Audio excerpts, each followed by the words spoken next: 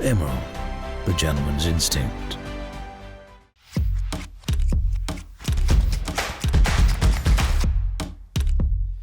The ninth match of Asia Cup 2022 will take place between Sri Lanka and India on the 6th of September at the Dubai International Cricket Stadium.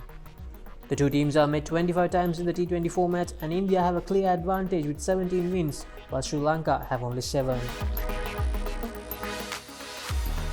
This year's Asia Cup has been an interesting one so far, as the competition has heightened to new levels with the beginning of the Super 4 round.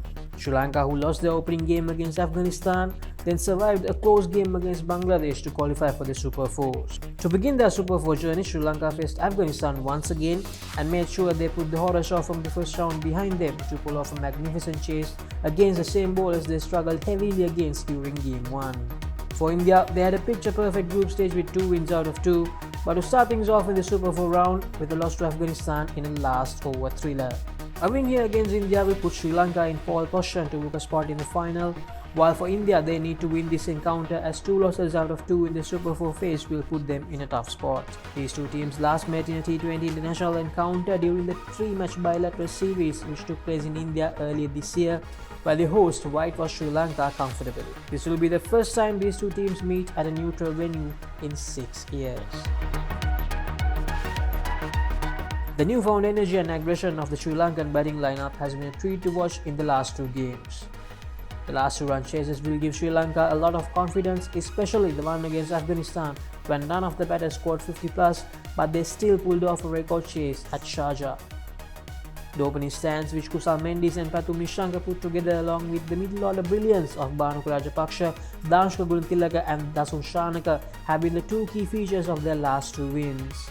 Although they dearly miss Dushman Dashamira, Astha Fernando and youngster Dilshan Madhushankar have done a decent job to keep things in order in the pace bowlers front.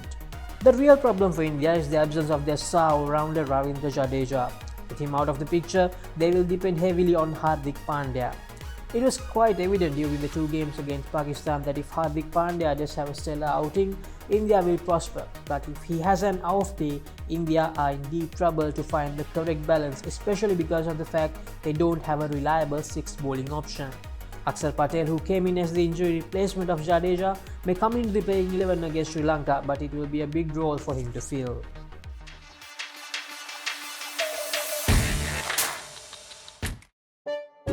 Match එකට set වුණ ගමන් අම්මා කඩේ යන්න කියනවද? දරා smart බැලුවේ නැද්ද? ඔබට අවශ්‍ය සියලුම ග්‍රෝසරිස් අඩුම මිලට දරා ස්මාර්ට් ගෙදර ඉන්න ගමන්.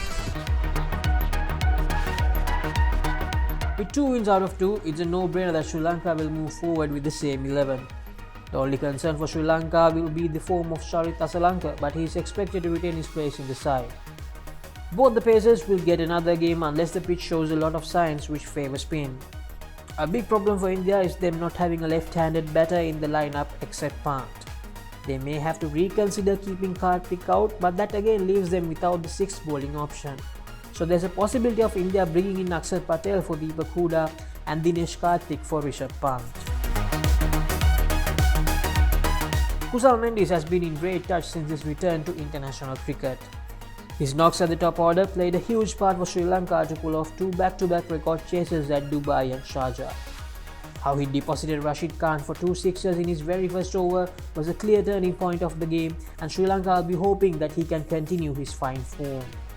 Mahesh Theekshana is another name that Sri Lanka will rely heavily on. Although Theekshana went for runs in the first 2 overs against Afghanistan, he bowled magnificently well to give away just 8 runs of his last 2 overs, which were the 17th and 19th overs. His special effort made sure that Afghanistan scored 175, when it really could have been somewhere close to 200. Hardik Pandya will be the key player for India because of a lot of reasons. His bowling, which has improved considerably, is a huge plus point for India because they are struggling to find a place for a 6th bowler in the side.